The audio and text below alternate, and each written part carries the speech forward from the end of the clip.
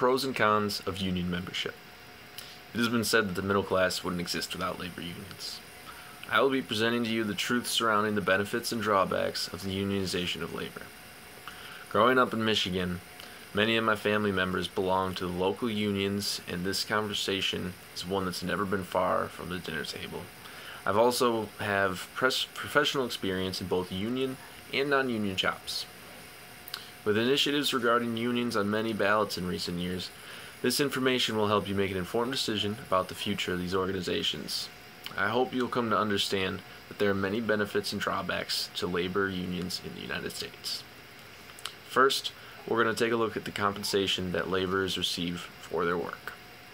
One of the main reasons that collective bargaining gained such prevalence was due to compensation issues.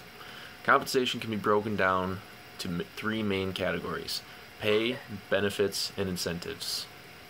One of the biggest things that unions seek to change is the wages of their members. Through the process of collective bargaining, union members often receive higher than average rates of pay than non-union members performing the same job. This also forces employers in the area to raise rates of pay to remain attractive to job seekers. However, pay is often eroded by union dues, strike assessments, and other union-related fees or fines. This means that wage gains cannot be taken at face value. Also, if the organization is large enough, it can stoke inflation in the surrounding area, making prices unaffordable for those who earn less. Unions seek to affect the benefits provided to their members in much the same way as their wages. Higher numbers of union shops provide health insurance than in non-union shops. The same is true of life insurance, pensions, and paid leave such as personal sick days and vacation. This provides greater financial security and has positive effects on the mental health of their employees. The biggest drawback to this, though, is the more robust benefits programs, or of these more robust benefit programs, is the necessity to give these benefits to employees in positions that add little value to the company, such as janitors.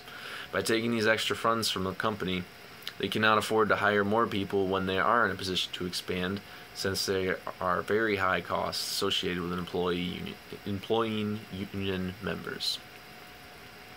Another major issue for some unions face is wage inequality provided by incentives. Incentive systems such as piecework, which promote high rates of production, can motivate some workers to earn more than others. However, this can be detrimental to those employees that cannot keep up. High rates of production can be established as the norm, which can result in consequences for those who don't keep up. By doing away with systems such as these and equalizing pay between employees, unions help get rid of the work yourself to death mentality that many employers have in their companies. This can be a double-edged sword, though. With no tool to motivate high production rates, employers may face declining revenue because of this. Employees who actually are faster at their job than others may become dissatisfied too, since a perk to their high performance is now taken away from them. As you can see, this is a complicated argument with many valid points on both sides. Now let's take a look at another issue that has driven some workers to unionize: job security. Whether or not a company is unionized can change how secure certain job positions are.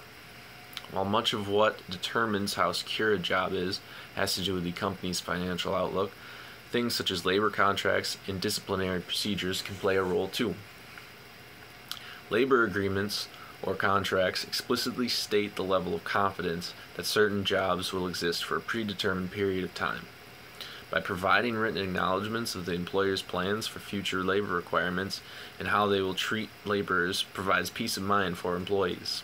This lets many plan for the future with a greater sense of confidence than those in non-union shops. But labor agreements can leave companies in a bind when market conditions change, and they are unable or delayed in their response to this change. This can cost some to lose jobs in the form of layoffs, or in extreme cases, the whole company to shut down. Unions can protect some members in the event of layoffs, in a process called bumping. Those with the right level of seniority know that if a layoff happens, they can move into a position that is not being eliminated, regardless of their previous job requirements. Those that have been loyal to the union get rewarded in this way. But if you are in the position of the junior member and you're bumped out of your job, you have no recourse. All that can be done is to wait until your employer needs you again. This again is unfair treatment to employees that may actually outperform older members. Promoting a seniority system instead of a meritocratic system can harm the employer in the long run. Another area that labor agreements affect is disciplinary action and how terminations take place. Workers cannot be fired without cause in the union environment, which prevents the targeting of specific individuals for issues unrelated to work. By enforcing a system that requires multiple recorded incidents before the action can be taken, this lets employees correct their behavior if it is indeed in the wrong. This system can protect those who actually need to be terminated or require disciplinary action, though. Unions can protect members by shifting them around if write-ups do occur in order to avoid further action against the specific employee. Protecting unmotivated workers can harm not only the employer, but the morale of those employees who actually want to be there. Many factors play into job security, as we can see. There are no easy solutions. With this information fresh in your head, think long and hard about what you value in your ideal job. It's up to you to determine if you support or oppose labor unions. While they provide a great many benefits for their members, there are negative externalities that are not always mentioned. Hopefully, when you see an initiative regarding unions on your ballot this fall, you have the necessary knowledge to make the right decision.